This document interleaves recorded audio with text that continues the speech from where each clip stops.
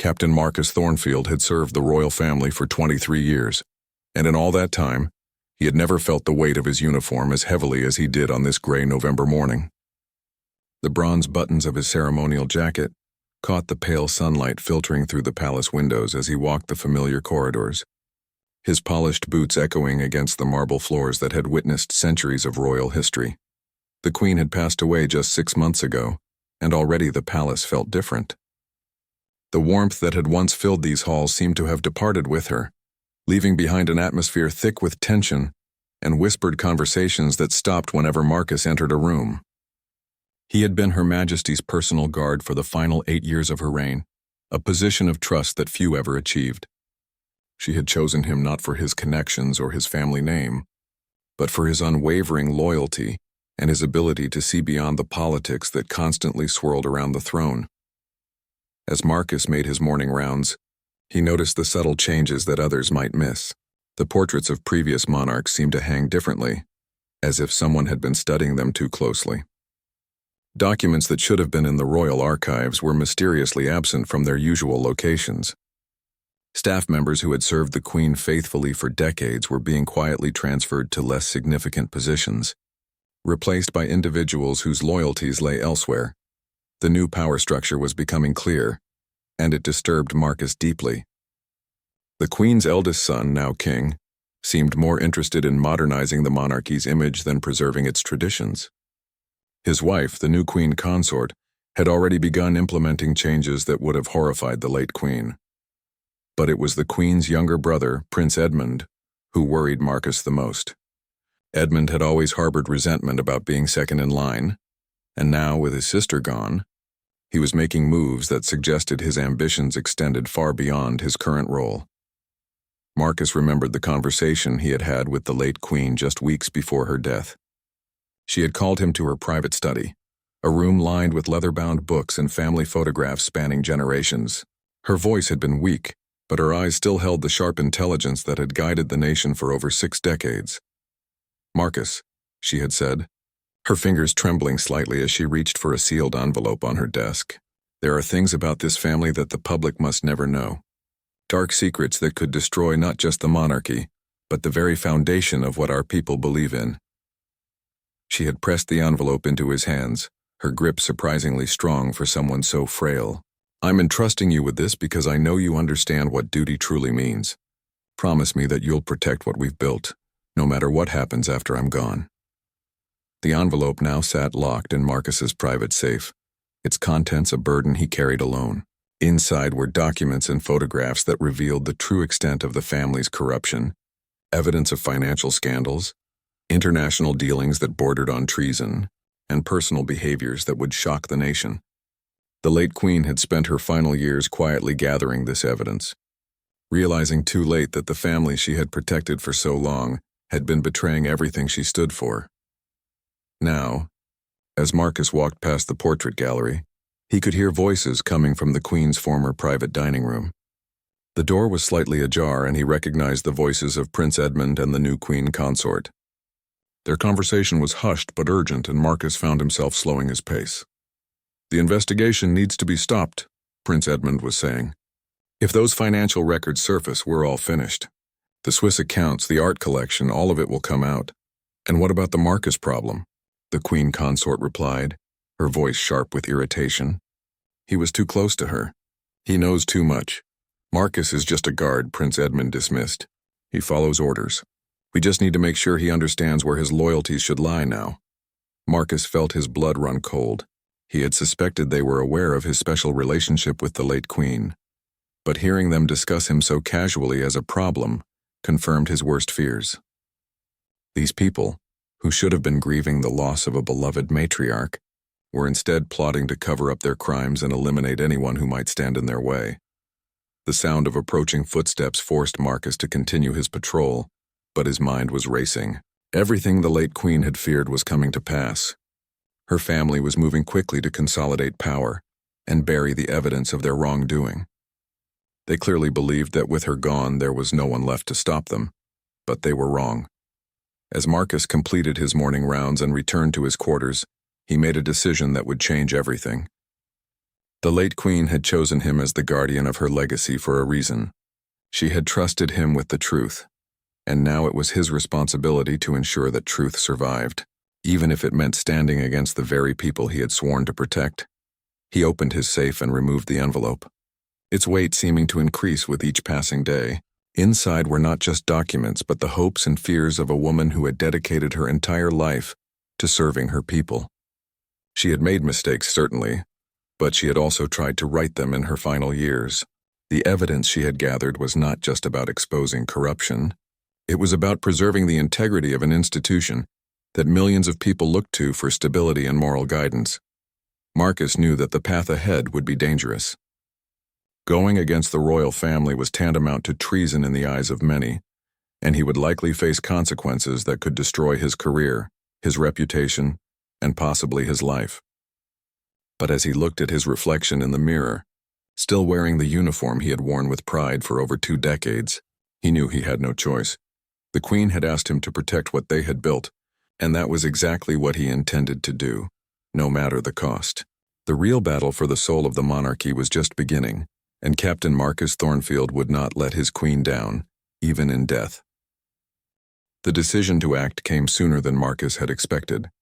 3 days after overhearing the conversation between Prince Edmund and the Queen Consort, he received an official transfer order. He was being reassigned to security detail at one of the royal family's remote Scottish estates, effective immediately. The message was clear. They wanted him as far away from the center of power as possible. Marcus stared at the transfer papers on his desk, his jaw clenched in determination. 23 years of faithful service, and this was how they planned to dispose of him. The remote estate was beautiful, certainly, but it was also isolated, with limited communication and virtually no contact with the media or the outside world. It was the perfect place to exile someone who knew too much. He had until the end of the week to report to his new assignment, which gave him precious little time to put his plan into motion. The late Queen's evidence was damning, but it needed to reach the right people in the right way. Simply handing it over to the press would likely result in it being dismissed as the desperate act of a disgruntled employee. He needed someone with credibility, someone who could investigate the claims thoroughly and present them in a way that couldn't be ignored. That evening, Marcus made his way to a small pub in central London, far from the usual haunts of palace staff and royal watchers. He had arranged to meet Sarah Collins, an investigative journalist whose work he had followed for years. Sarah had built her reputation on exposing corruption in high places, and she had the kind of thorough, methodical approach that this story would require. Sarah was already waiting when he arrived, sitting in a corner booth with her back to the wall. She was younger than he had expected, probably in her mid-30s with sharp green eyes that seemed to take in everything around her. When Marcus approached, she studied him carefully before nodding toward the empty seat across from her. "You look exactly like what I'd expect a palace guard to look like," she said without preamble. "The question is, are you really willing to go through with this, or are you going to get cold feet and disappear back into your comfortable royal cocoon?" Marcus appreciated her directness. "I've already burned my bridges," he replied, sliding the envelope across the table. "The Queen trusted me with this before she died. Her own family is trying to bury it, and they're planning to bury me along with it." Sarah opened the envelope carefully, her expression growing more serious with each document she examined. There were bank statements showing massive transfers to offshore accounts, photographs of secret meetings with foreign dignitaries known for their questionable dealings, and correspondence that revealed a pattern of selling royal influence to the highest bidder. But most damaging of all were the personal documents, evidence of affairs, illegitimate children, and behavior that would shock the moral sensibilities of the British public. "This is explosive," Sarah finally said, her voice barely above a whisper. "But you understand what will happen if we publish this? It won't just destroy individuals. It could bring down the entire monarchy." "The Queen knew that," Marcus replied. "She told me that some things are more important than protecting institutions, even institutions we've devoted our lives to serving. The truth matters more than anything else." Sarah spent the next hour asking detailed questions about each piece of evidence, testing Marcus's knowledge and credibility. She was particularly interested in the financial documents, which showed a pattern of corruption going back nearly 2 decades. The royal family had been systematically using their positions to enrich themselves, selling access and influence while maintaining a public image of dutiful service. "Why now?" Sarah asked as their meeting drew to a close. "The Queen has been dead for 6 months. Why didn't you come forward sooner?" Marcus had been expecting this question. "I hoped things might change," he admitted. "I thought maybe with her gone they might try to clean up their act. But it's gotten worse, not better. They're moving faster now, covering their tracks and eliminating anyone who might pose a threat. If I don't act now, this evidence will disappear forever." The next few days were tense as Sarah began her investigation. She reached out to financial experts, former palace employees, and international contacts who could verify the information in the documents. Marcus continued his normal duties, but he could feel the walls closing in around him. Staff members who had been friendly for years now avoided eye contact, and he noticed that his access to certain areas of the palace had been quietly restricted. The breakthrough came when Sarah's investigation uncovered a whistleblower inside the royal household's financial department. Margaret Price had worked in the department for 15 years and had been growing increasingly uncomfortable with the transactions she was being asked to process. When Sarah approached her with the Queen's evidence, Margaret broke down and confirmed everything. "I thought I was going crazy," Margaret told them during a secret meeting in her small apartment. "The amounts were so large and the explanations never made sense. When I asked questions, I was told it was above my clearance level, but I kept copies of everything just in case." Margaret's copies provided independent verification of the Queen's evidence and filled in several gaps in the timeline. Together, the two sets of documents painted a picture of systematic corruption that would be impossible to dismiss or explain away. But their investigation had not gone unnoticed. Marcus arrived at work one morning to find his access card had been deactivated. When he tried to enter through the main gate, he was politely but firmly told that his services were no longer required. The transfer to Scotland had been cancelled. Instead, he was being given early retirement with full pension, effective immediately. The message was clear: take the money and disappear quietly, or face the consequences. Marcus walked away from the palace gates for what he knew would be the last time, but he felt no sadness, only determination. They had made their move too late. The story was already in motion, and there was no stopping it now. That evening, he met with Sarah one final time. She had spent the week preparing her story, working with her editors and the newspaper's legal team to ensure everything was bulletproof. The publication date was set for the following Sunday, giving them time to prepare for the inevitable backlash. "Are you ready for this?" Sarah asked as they parted ways. "Once this goes public, there's no going back.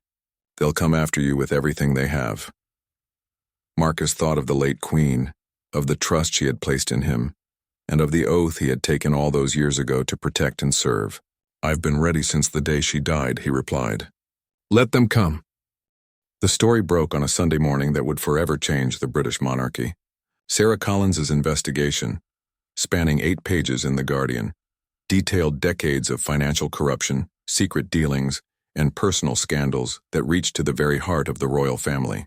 The headline read simply, "The Crown's Darkest Secrets, a Palace Guard's Final Duty to His Queen." Marcus watched the news coverage from his small London flat, a modest place he had rented after being forced out of his palace quarters. His phone had been ringing constantly since dawn, but he ignored the calls from reporters, royal officials, and former colleagues. The only call he answered was from Sarah, who sounded both exhilarated and terrified by the response their story was generating. "The palace has issued a statement calling it malicious fabrication by a disgruntled former employee," as she reported. "But the financial evidence is too solid. 3 major banks have already confirmed the existence of the offshore accounts, and the Swiss authorities are opening an investigation." The public reaction was swift and devastating. Crowds gathered outside Buckingham Palace, not in celebration or support, but in anger and disappointment. The revelation that the royal family had been systematically looting the public trust while preaching duty and service struck at the very foundation of what the monarchy represented to millions of people. By Monday morning, the story had spread around the world. International newspapers picked up the investigation, and foreign governments began asking uncomfortable questions about their dealings with the British royal family. The Prime Minister was forced to call an emergency session of Parliament, and calls for a full public inquiry grew louder by the hour. Marcus knew the counterattack would come, and it didn't take long. By Tuesday, Stories began appearing in the royal family's favored newspapers, painting him as a mentally unstable loner who had become obsessed with the late queen. They dug into his personal life, revealing his divorce 15 years earlier and his struggles with alcohol following his military service. Anonymous sources within the palace described him as increasingly erratic in his final months of service. The smear campaign was coordinated and brutal, but Marcus had expected it. What he hadn't expected was the support that began to emerge from unexpected quarters. Former palace staff members came forward to corroborate his account of the family's behavior. Military colleagues vouched for his character and integrity. Most significantly, Margaret Price, the financial department whistleblower, agreed to go public with her own evidence, giving the investigation independent credibility that couldn't be dismissed. The real turning point came when Sir Richard Hartwell, the late Queen's former private secretary, broke his silence. Sir Richard had served the Queen for over 30 years and was universally respected for his discretion and loyalty. When he called a press conference to support Marcus's revelations, the palace's defensive strategy crumbled. Captain Thornfield was one of the most dedicated and honest men I ever worked with, Sir Richard told the packed room of journalists. The late Queen trusted him with her deepest concerns about her family's conduct because she knew he would put duty before personal comfort. What he has revealed is not betrayal. It is the fulfillment of a sacred promise to a dying monarch. Sir Richard's statement opened the floodgates. Other former staff members began speaking out, each adding pieces to the puzzle that the late Queen had spent her final years assembling. The picture that emerged was of a woman who had become increasingly isolated from her own family as she discovered the extent of their corruption. Prince Edmund was the first to break ranks, distancing himself from the financial scandals by claiming he had been misled by advisors. But the evidence was too comprehensive. His signature appeared on too many documents. His presence at too many suspicious meetings was documented. His attempt to save himself only made him look more guilty. The new king and queen consort tried a different approach, announcing a comprehensive review of royal finances and promising full transparency going forward. But the public was in no mood for half measures.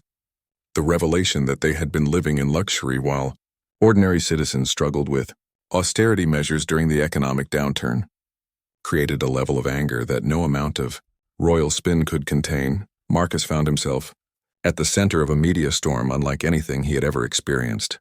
Reporters camped outside his building, and security concerns forced him to change his routine daily.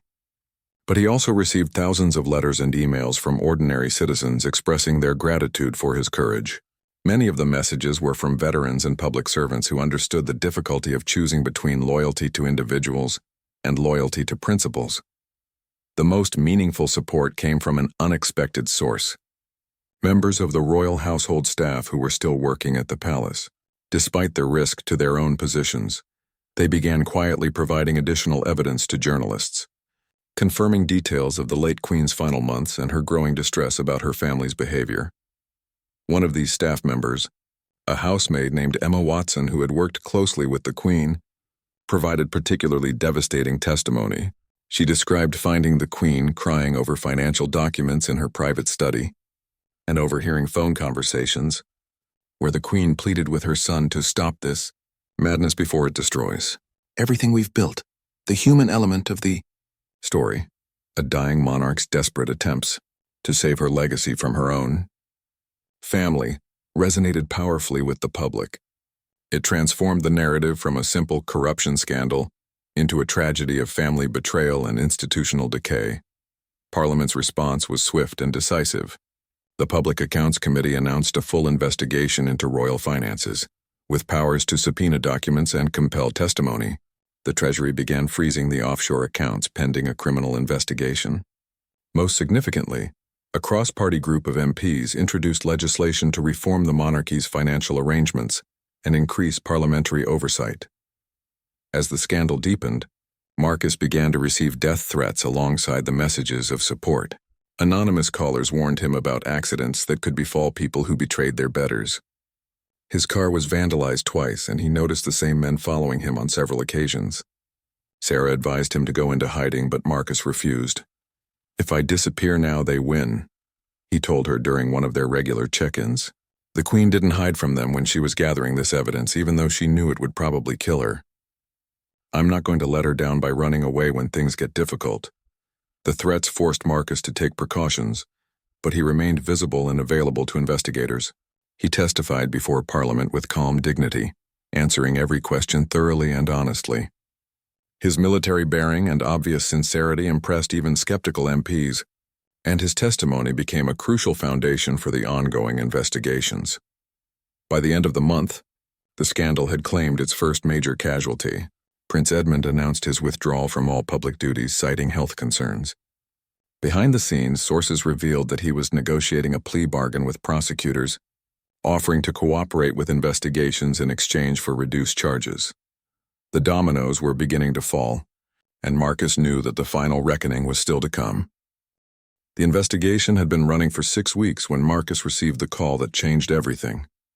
It was Margaret Price, the financial whistleblower, and her voice was shaking with fear. "They broke into my flat last night," she whispered into the phone. "Nothing was stolen, but all my documents are gone. The copies I made, everything. They left a note saying I should remember my loyalty oath and keep quiet about family business." Marcus felt a chill run down his spine. The royal family was escalating their efforts to contain the damage, moving beyond character assassination to direct intimidation. He immediately called Sarah, who arranged for Margaret to stay with friends outside London while they figured out their next move. But the break-in at Margaret's flat was just the beginning. Over the next few days, several other witnesses reported similar incidents. Former palace staff members found their homes searched, their personal belongings disturbed, and threatening messages left behind. The pattern was clear. Someone was systematically trying to silence anyone who could provide evidence against the royal family. The police response was frustratingly slow. When witnesses reported the break-ins, they were told that investigations would take time, and that there was no evidence linking the incidents to the royal scandal. Marcus suspected that pressure was being applied at high levels to limit the police response, but proving it would be nearly impossible. The turning point came when Sir Richard Hartwell's house was burglarized in broad daylight. Unlike the other incidents, this one was captured on a neighbor's security camera. The footage showed 2 men in expensive suits conducting a professional search of the premises, clearly looking for specific documents rather than valuable items to steal. When the footage was broadcast on the evening news, public outrage reached a new level. The idea that the royal family might be using criminal methods to protect themselves shocked even their most loyal supporters. The Prime Minister was forced to order a special investigation into the harassment of witnesses, and Scotland Yard assigned a dedicated team to the case. Marcus knew he would be a primary target, so he took additional precautions. He moved to a different flat every few days, varied his routes and schedules, and never traveled alone. Sarah arranged for a private security firm to provide discreet protection, funded by her newspaper's insurance policy for journalists working dangerous stories. The precautions proved necessary when Marcus discovered that his every move was being monitored. Professional surveillance teams followed him everywhere, photographing his meetings and documenting his contacts. When he confronted one of the surveillance operatives, the man claimed to be working for a private security firm hired to ensure Mr. Thornfield's safety during this difficult time. The harassment campaign backfired spectacularly. Each new incident only strengthened public support for Marcus and the investigation. Opinion polls showed that over 70% of the public believed his allegations, and support for the monarchy had fallen to historic lows. More importantly, the obvious attempts to intimidate witnesses convinced many previously neutral observers that the royal family had something significant to hide. Parliament responded by expanding the investigation and providing witness protection for key figures. Marcus was assigned 2 armed police officers who accompanied him everywhere, a level of protection usually reserved for senior government officials facing terrorist threats. The dramatic security measures only reinforced the seriousness of the situation in the public mind. Meanwhile, the financial investigations were yielding devastating results.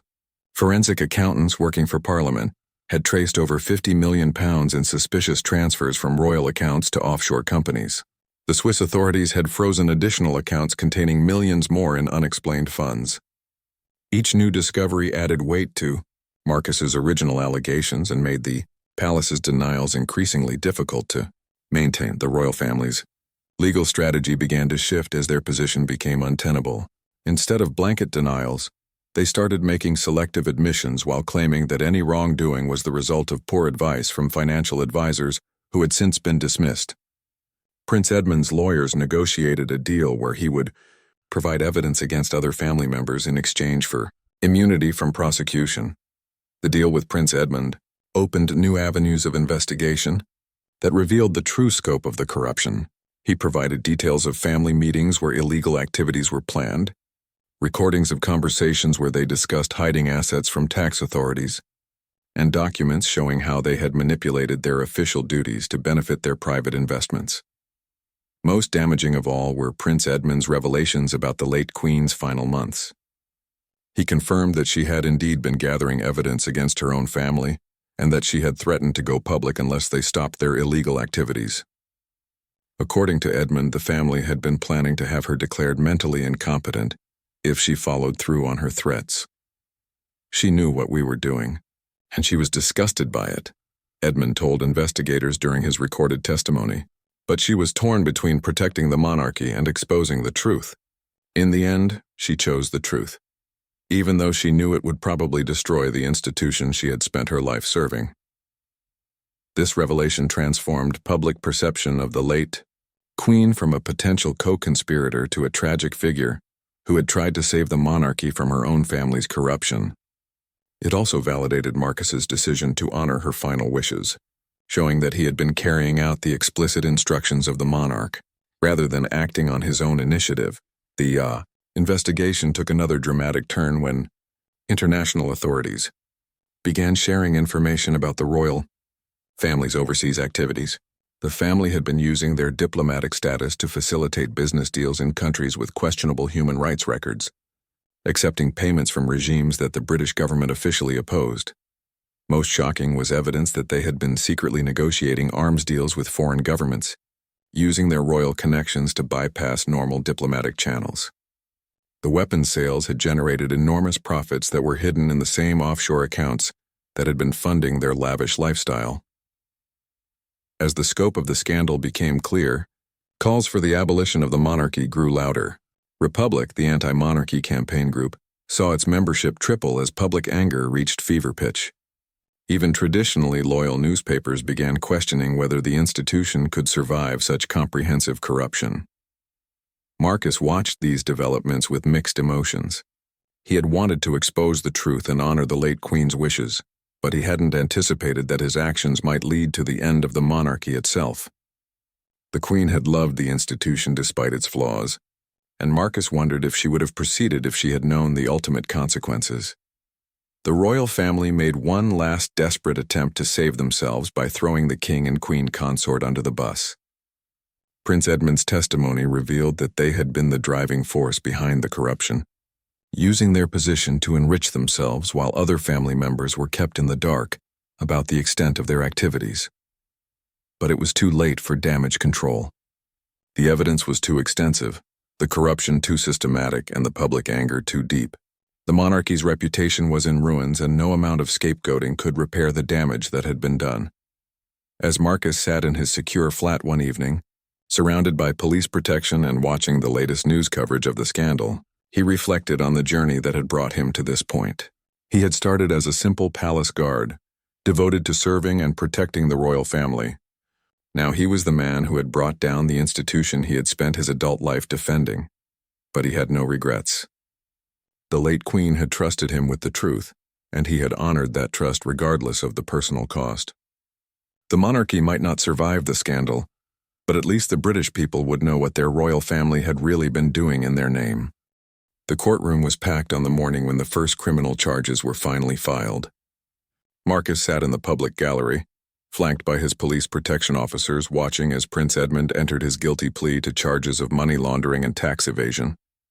It had been 4 months since the story first broke, and the legal system was finally catching up with the revelations that had shocked the nation. The sight of a member of the royal family standing in the dock was unprecedented in modern British history.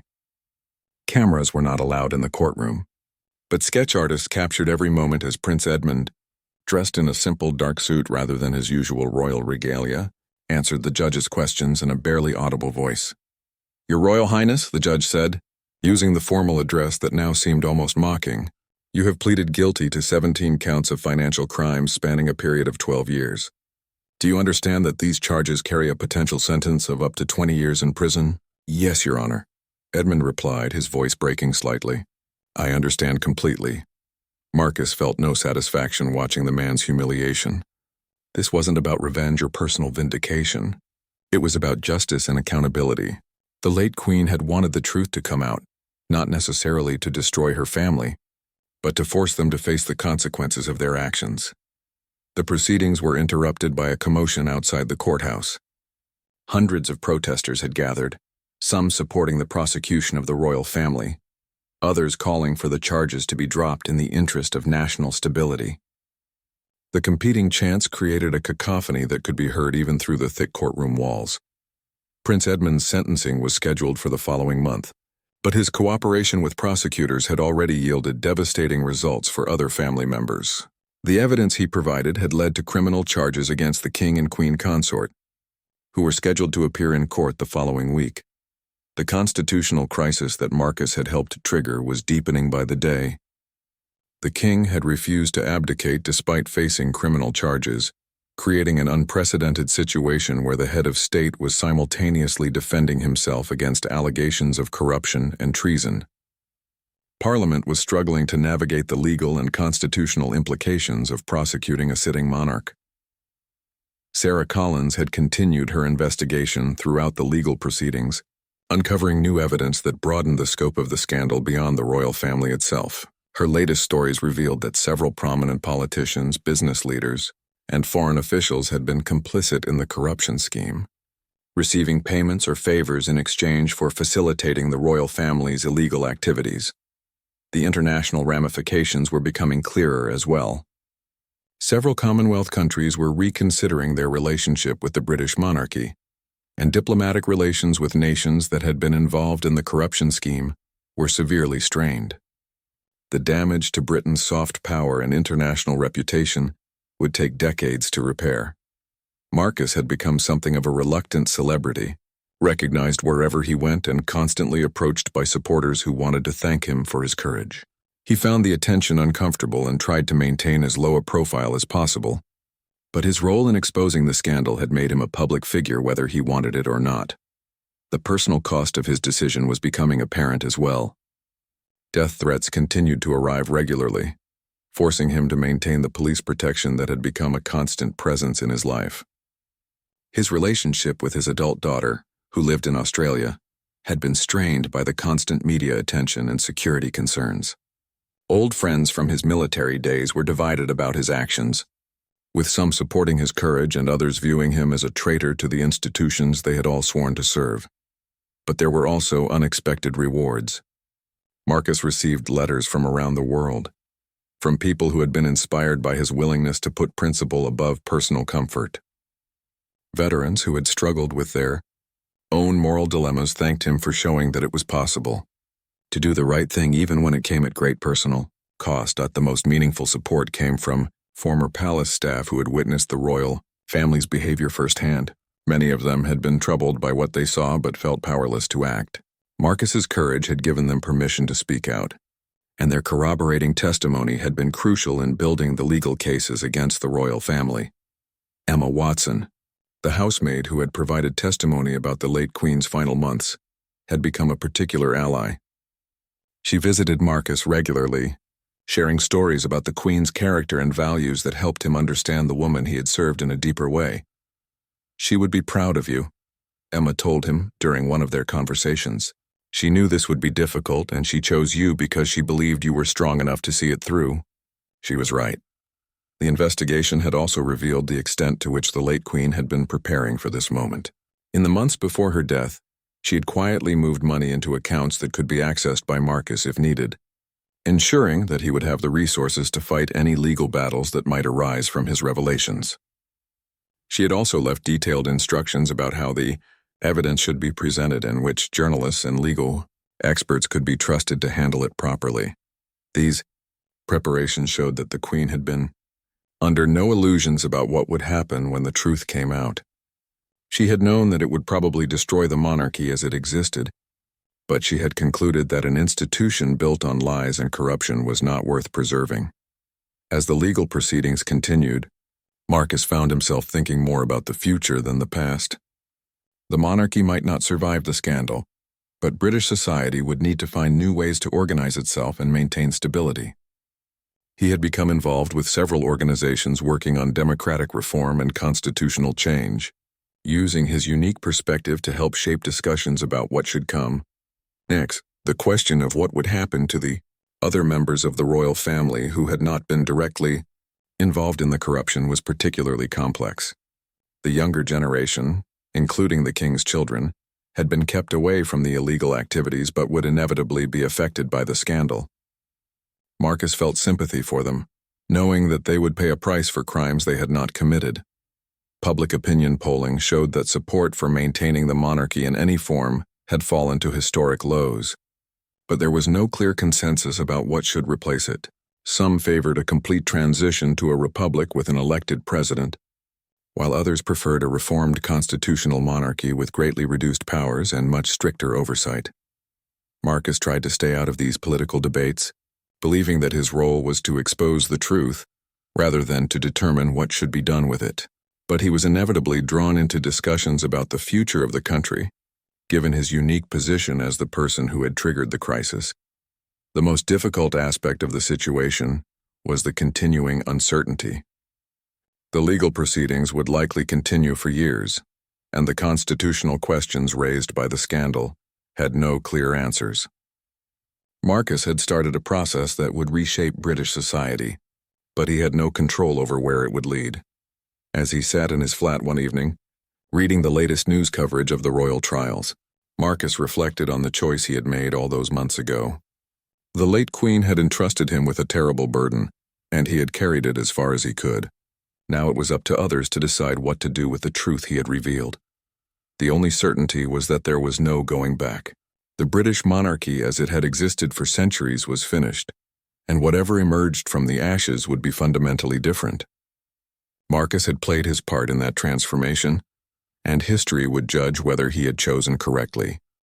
2 years had passed since that gray November morning, when Marcus first overheard the conversation that changed everything. Now he stood in the same courthouse where Prince Edmund had pleaded guilty, but this time he was there to witness the final chapter of the royal family's legal saga. The king and queen consort were about to be sentenced for their crimes, bringing to a close the most dramatic constitutional crisis in British history. The courtroom was smaller than it had been for previous hearings, with much of the initial media frenzy having died down as the legal proceedings dragged on. But the significance of the moment was undeniable. For the first time in over 300 years, a British monarch was being sentenced to prison for criminal activity. Marcus watched as the king, now stripped of his royal titles and wearing the same simple prison uniform as any other convicted criminal, stood before the judge. The man who had once commanded the respect and deference of an entire nation now looked frail and defeated, aged far beyond his years by the stress of the trials and the collapse of everything he had once taken for granted.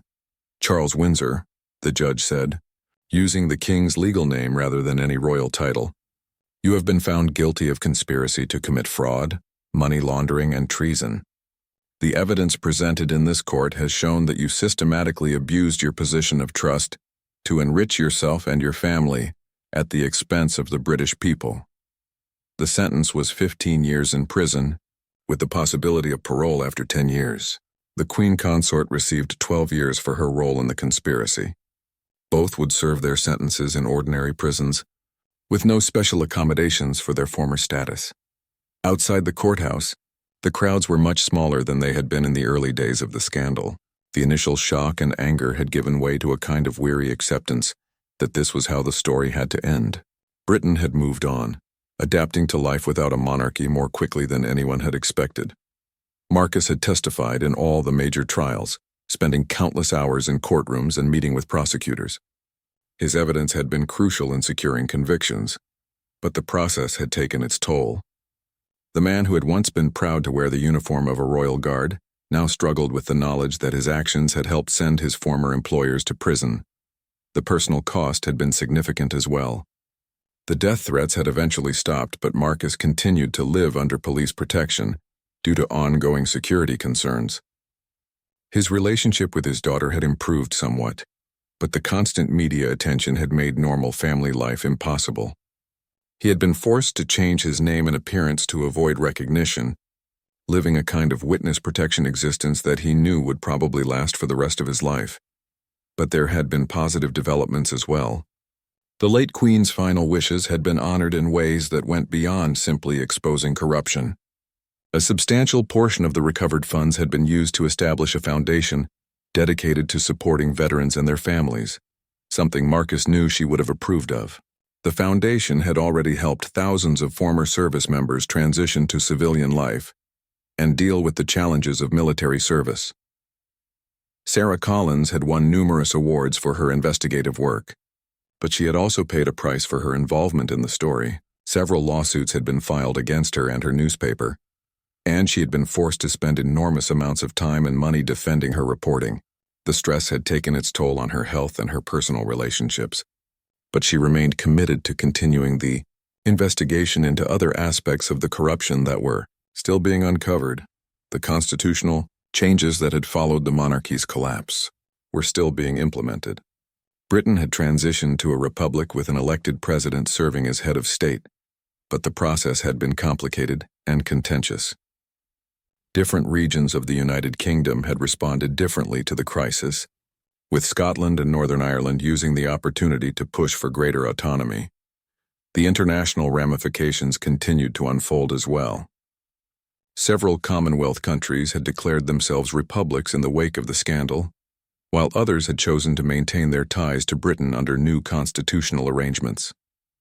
The special relationship with the United States had been strained by revelations about the royal family's involvement with authoritarian regimes that the U.S. government opposed. Marcus had been approached by several publishers interested in his story, but he had declined all offers to write a book or sell his experiences. The late Queen had trusted him with her secrets, and he felt that profiting from that trust would be a betrayal of her memory. Instead, he had donated his story to a historical archive, ensuring that future researchers would have access to his perspective, while keeping the commercial exploitation of the events to a minimum.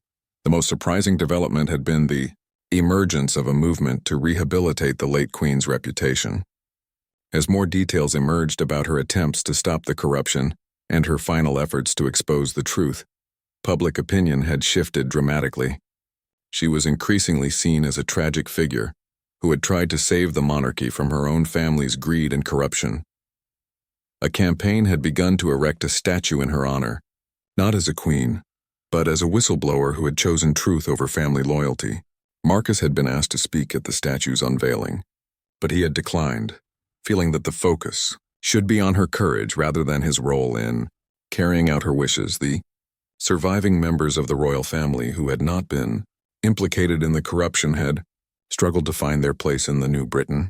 The younger generation had largely withdrawn from public life, trying to build normal careers and relationships away from the spotlight that had destroyed their parents and grandparents.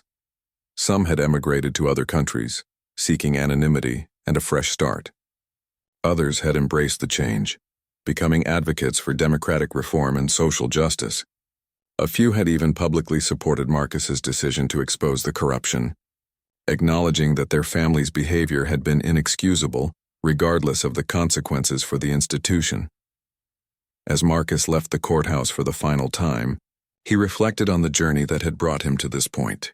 The scared, confused man who had discovered the envelope in his safe 2 years ago was gone, replaced by someone who had learned to live with the weight of historic responsibility. He had no regrets about his decision to honor the late Queen's trust, even knowing the full cost of that choice.